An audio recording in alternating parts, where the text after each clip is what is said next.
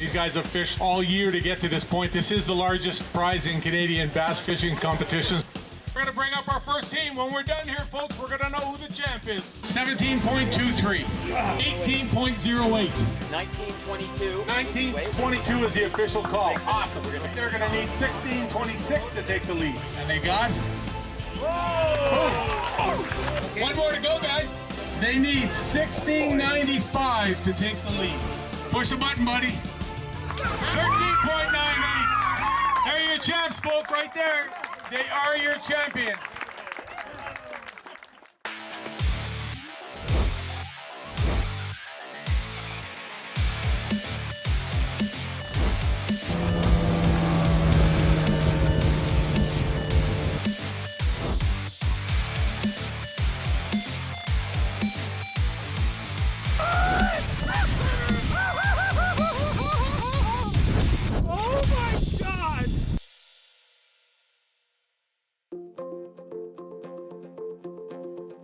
Being the longest running series in Ontario and running a successful series oftentimes will lead to a continuous new crop of aspiring anglers, but also attract the seasoned veterans that help shape the sport. It's definitely the best series I've ever fished. It's so well run. Everything goes extremely smoothly. Everything from launch to the weigh-in and getting our boats back on the trailers. Yeah. So. 28, 29, and all 30s. Come in, please. Everything is as professional as you can get it in Canada, and the payback is better than any other circuit. You got the Dave Chung's and the Bob Azumi's fishing here. You know that they're coming here for a reason. I don't know if there's a bigger, better tour in Canada. This is a level of competition that is very tough to be successful at. You can go fish in a circuit, and you can go fish against a bunch of bums and win. You can pat yourself on the back, whatever. But in this circuit, if you do well, trust me, you had to earn it. Guys fishing this series have won at every level of competition across North America, and it drives you to be a better angler. At the end of the day, it's about catching fish, but this motivates you and drives you to focus on quickly figuring them out and putting them in the boat. And you have to, because the guys we're fishing against, they're gonna figure it out, so you better too. It's a real mental game as well as a sport. We want to kind of throw ourselves into the fray, and you know what? We feel like we've really accomplished something if we can beat this level of anglers. It's a friendly series. I've got a lot of friends that have become friends that fish Renegade. The amount of respect that these guys have for each other is just awesome. I've never seen it anywhere else. And like, you can go up to some of these guys after the tournament and find out exactly what they were doing, and they'll give you a lot of that knowledge, and it really helps, progressing as an angler. Everybody gets along, it's fun, but at the end of the day, when those motors start up and we take off in the morning, everybody's leaving wanting to win.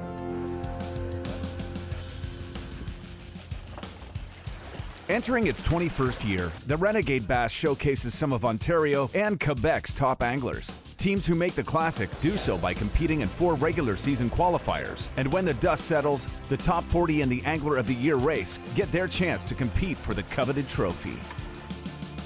We took some time and asked a few of the teams what it would mean for them to win the Classic. Last year we figured out how to win an event, which was the first big stepping stone. It would be awesome. I mean, it would be the pinnacle of our fishing career to this point, for sure. Only one team can win it every year. And we came close last year. We ended up finishing second. And for us, it was a major, major accomplishment. Something we were very proud of. I would cry. If we won the Classic, I would probably just sob uncontrollably. To win this Classic would mean a lot for me, especially this year. It is our body of water. I've fished this lake for probably 25, 27 years now, and I have a ton of confidence on this body of water.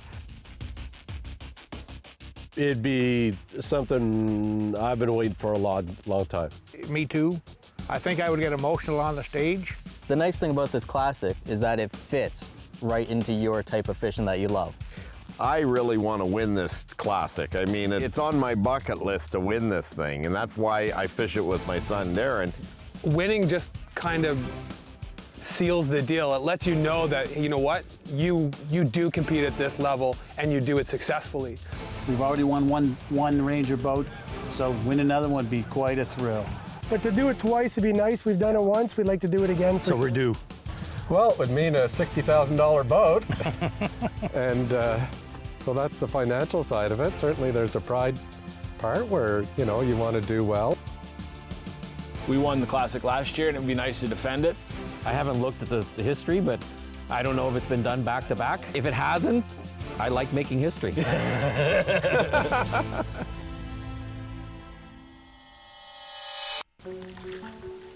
For newer teams, the desire to compete at this level gives them incentive to work hard and practice harder. I used to do a lot of pre-fishing with Barry as a co-angler, and one year we said, you know what, we should try this Renegade series. Heard a lot of good things about it, and so 3 seasons ago, we officially hooked up as partners and started fishing Renegade. We both pre-fish in different boats. We put all the information together, and then we just make a decision on where we're going to go, and then once we're out on the water, we'll talk to each other. Where do you feel like going? A lot of intuition in this game. So usually what Barry and I do, if Barry has a spot, he'll hop on the trolling motor and kind of let his senses guide us around. And likewise with me, if it's a spot that I found in pre-fish, I'll hop on the trolling motor, and it seems to work out really well for us that way.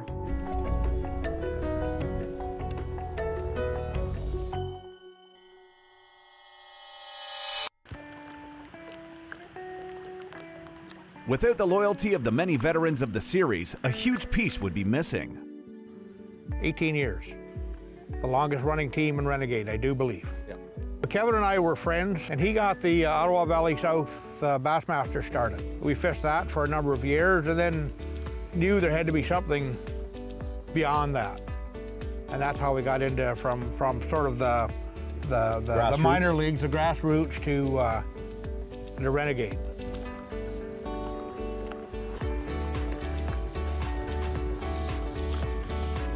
There really isn't a captain. After 18 years, I think we've got a pattern going, and we tend to stay on the same page, and our dialogue throughout the day makes our decisions a lot easier because you know, it's almost like gut instinct that we move together.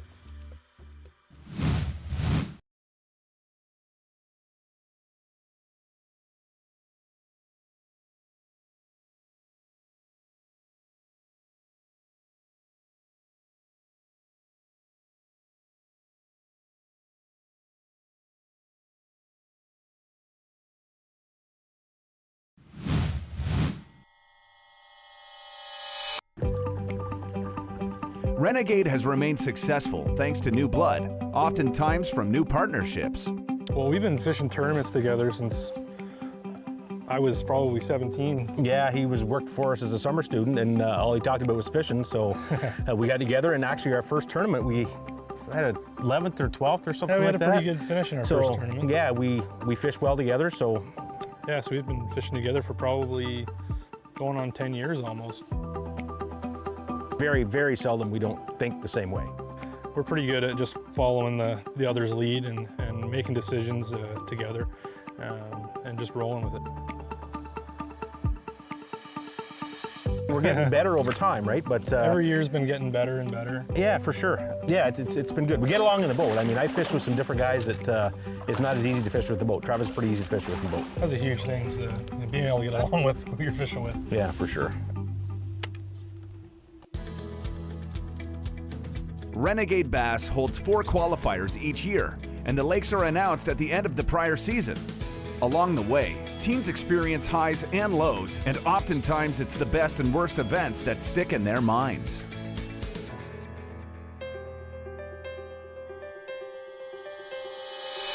Our best event this year was not a good event, and it was right here at Dog and Cranberry. We had just under 17 pounds. We thought we'd be top 10, and the weights were substantially good throughout the whole field. I think we were like 14th or 17th place, so that was our best event. I would say our most disappointing event was probably the St. Lawrence. We've done really well there in the past, came second in the Classic last year. Normally we can get 20 pounds pretty automatic out there, and this year we had just around 17 pounds. So I would say that was the biggest letdown. That was one where we thought potentially we could win. Lake St. Francis would probably be our best. we're kind of known for more smallmouth fishing than largemouth.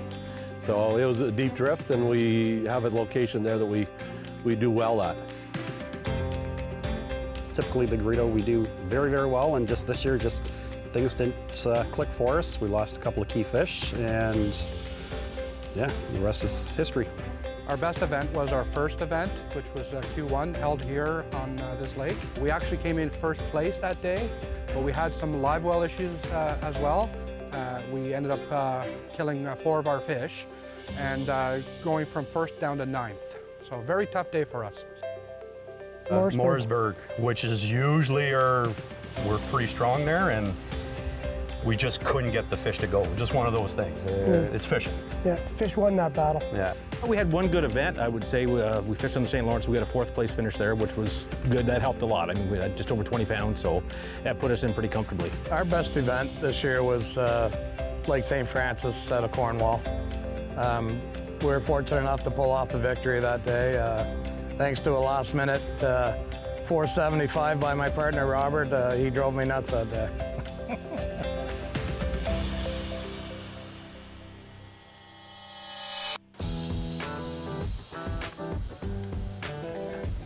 Some competitors considered themselves passionate weekend anglers who thought they had what it takes. You know, had a buddy, had a cottage. I went out in the aluminum boat, tried to catch some fish, couldn't catch a fish. One weekend a bass tournament came in and they were catching them all over. We got kind of interested, went to a tackle shop. The guy told us what to use. We caught some fish and hooked ever since. This type of situation is not a unique one. Once we saw all these other people doing these tournaments, we said, we'll do the same thing, right? It's been learning as we go. The first couple tournaments we did, I think we got a weight of probably 6 pounds for 5 fish. So we've kind of got a little bit better from there. We get along really well on the boat, and I mean, it's key. If you don't get along really, really well, it's just not going to be fun. I would say Dwayne makes most of the calls. We still hash out things before we go, but overall, he said that we should go here, and I said, okay. He's definitely a better smallmouth fisherman than I am, and I do largemouth more than he does, but we're pretty average on. On June 25th, the Renegade Series rolled in Sealy's Bay, Ontario to hold the first qualifier on Dog, Cranberry, and Whitefish Lakes.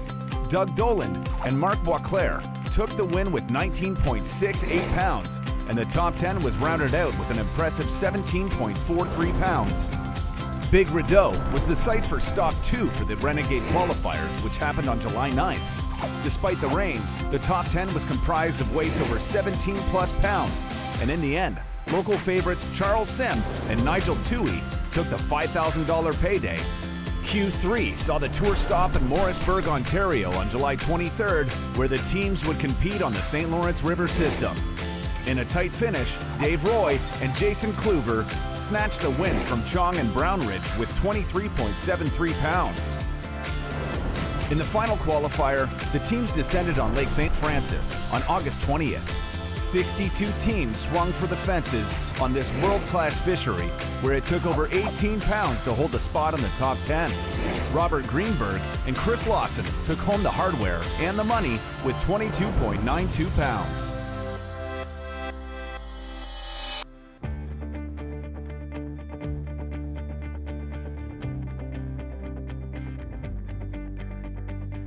Well, he was the first guy that actually talked to me at Renegade when I started fishing it, other than my partner, so I thought he was a pretty nice guy. I guess about 7 years ago we decided that we'd form a partnership in Renegade, and it's lasted, and I'm sure it will last for some time to come.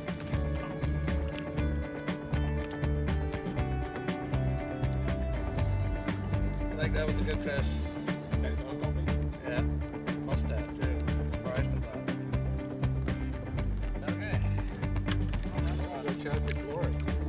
We've each caught a lot of big fish, and we've each spent our fair share of time on the net handle. And you know what, at the end of the day, it doesn't really matter who's the net man and who's doing the hooking, as long as they're alive and well in the box.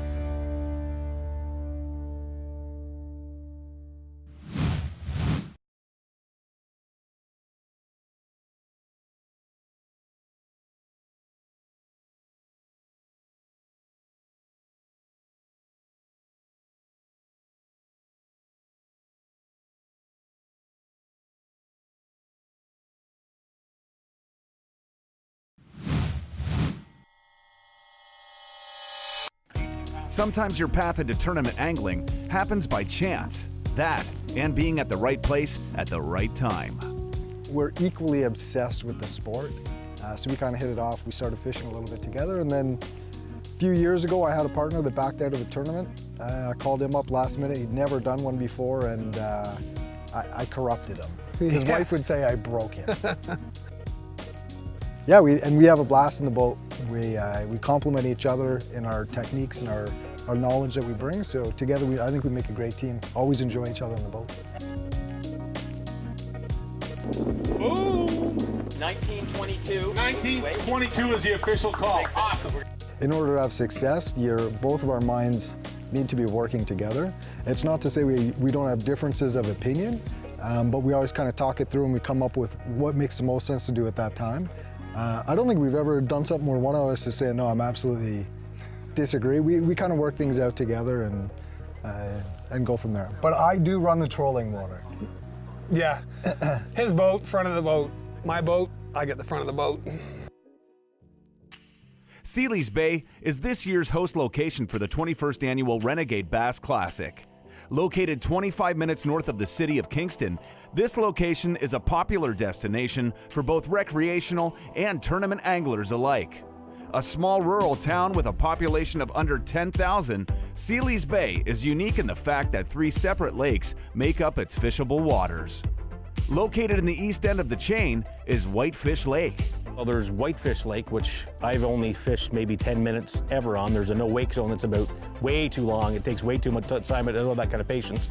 A little clearer, lots of deeper weed lines, those kind of things. Not as many people go that way. You'll get your numbers. It's just not as quality fish as far as sizes. A little more on smallmouth than largemouth. It would be one of my top places to run to get 5 fish, but personally I haven't ever pulled out anything really over 2.5 pounds. Cranberry Lake is positioned between both Whitefish and Dog Lakes. Once you get into Cranberry, that's where you get a little more weeds, a little bit dirtier water, some good quality fish there. The bigger fish were pretty hit and miss, I found on Cranberry. They're a little bit bigger than Whitefish, but we didn't get the quality we're looking for. Coming into this event, I said to Doug, I really want to spend a lot more time on Cranberry and break it down a little bit more, and it's so you can't see squat on it. So it was obviously a bad time to start looking at it that way. The final lake, or lakes, depending on how you look at it, is Dog Lake. Dog is the dominant lake for largemouth. We call it the dirty dog and the clear dog situation here because it's a sort of like a pea soup green color in the one dog, and for some reason the fish still seem to want to swim around in it. I don't know, I wouldn't want to. Better milfoil, hard bottom, deeper milfoil.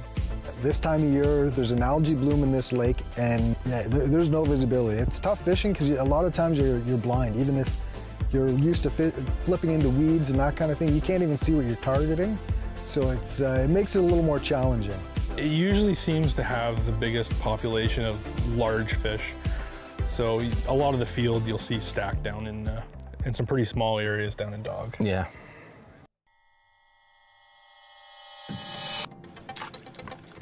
Oftentimes, future generations of tournament anglers happen through relationships with mentors. As one of Canada's biggest tournament supporters, Bob Azumi has instilled his passion in his son, Darren. We fished the Renegade as a team for maybe 6 years. Yeah, I think we've been together for 6 years on the Renegade circuit. Yeah, I've been in the Classic every year that we fished it. It was by the skin of our teeth this year.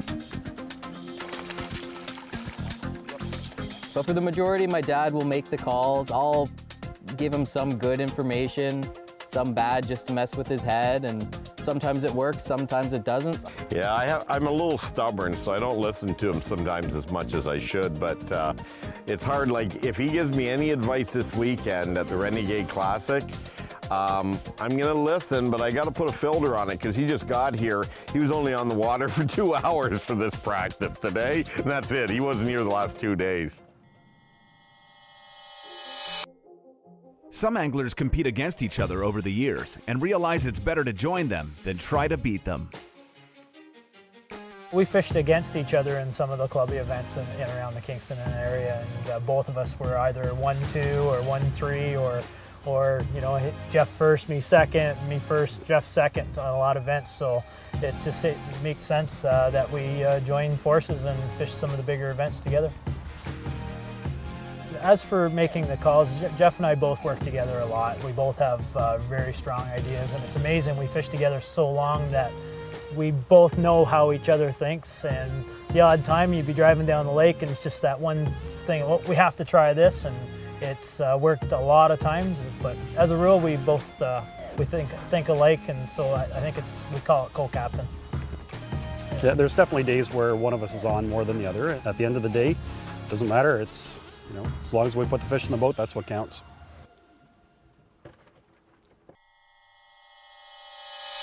Decisions go a long way in tournament angling.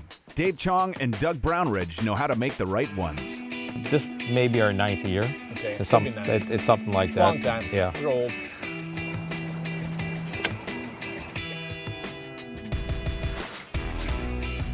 We have a lot of faith in each other's abilities and decision making.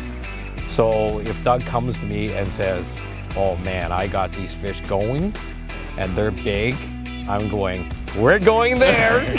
I'm okay with that.